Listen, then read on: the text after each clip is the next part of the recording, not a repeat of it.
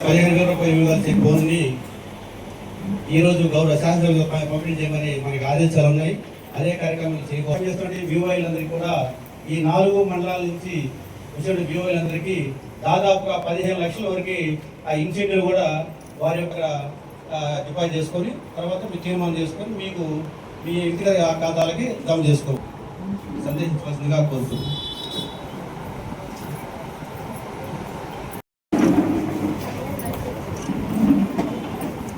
Thank you sir.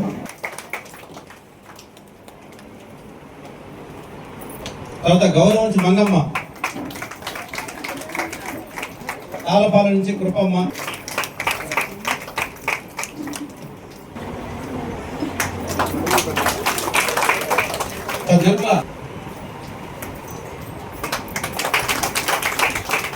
Thank you sir.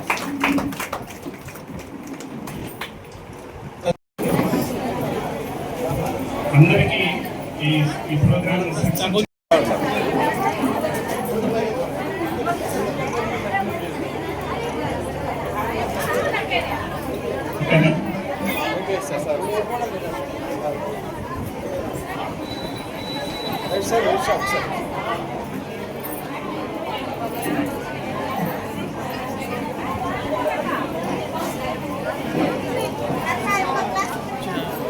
Okay, thank you. అందరూ ప్రశాంతంగా ప్రకటించండి.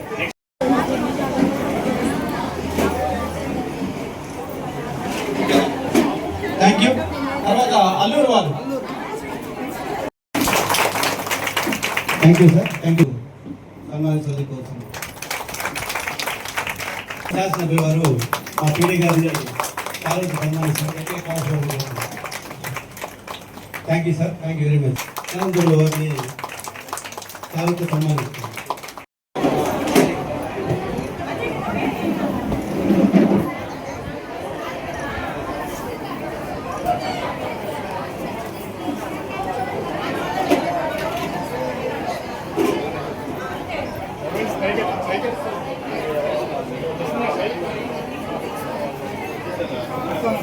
Okay, thank you sir. Thank you madam. ఇచ్చేసిన మహిళా తల్లులందరికీ కూడా ధన్యవాదాలు తెలియజేస్తూ ఈ రోజున మీ అందరికీ కూడా స్మార్ట్ బోర్డులు అందించేందుకు వచ్చినటువంటి డిఆర్డిఏ పీడీ గారు, అదేవిధంగా వెలుగు సంబంధించినటువంటి అధికారులు మిత్రులు బాబురావు గారు, ఇక్కడికి విచ్చేసినటువంటి సోదరి మనులందరికీ కూడా ధన్యవాదాలు తెలియజేస్తున్నా. పొదుపు ఒక విప్లవాత్మకమైనటువంటి మార్పు తీసుకొచ్చింది సమాజంలో.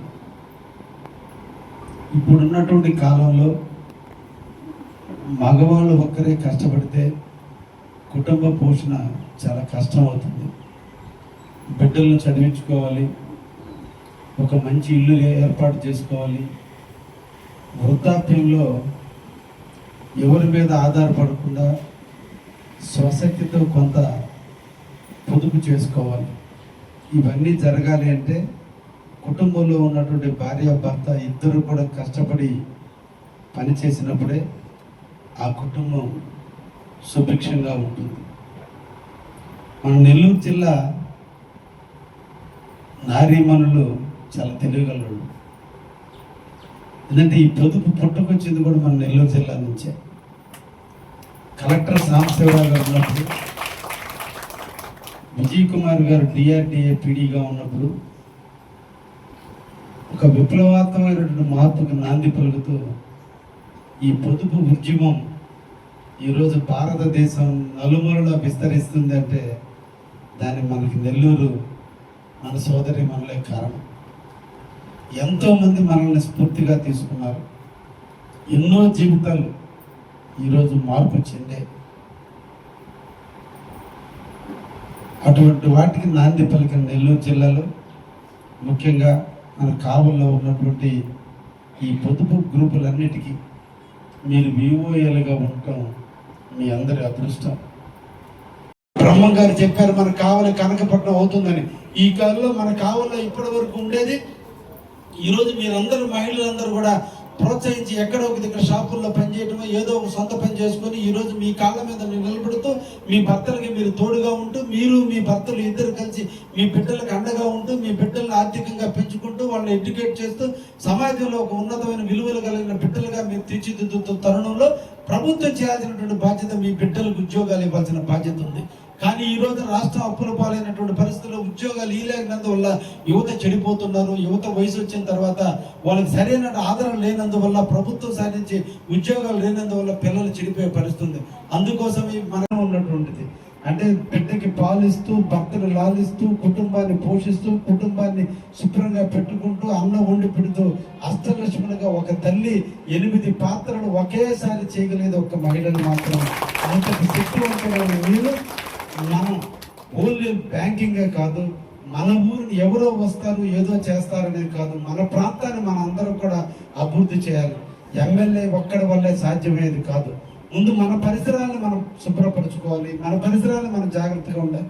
కాబట్టి గ్రామాల్లో ఇప్పటికి కూడా యువత చెడిపోతుంది. దయించి మీ అందరిని కూడా రిక్వెస్ట్ చేసేది అటువంటిది ఏదైనా మీ గ్రామాల్లో గంజాయి అమ్ముతున్న అటువంటి పిల్లలు దానికి అడిక్ట్ అవుతున్న దయించి నాకైనా చెప్పండి, దీన్ని అరికడదాం. ఎందుకంటే కొంతమంది జీవితాలు నాశనం అయిపోతున్నాయి. ఇది కూడా మన సామాజిక బాధ్యత.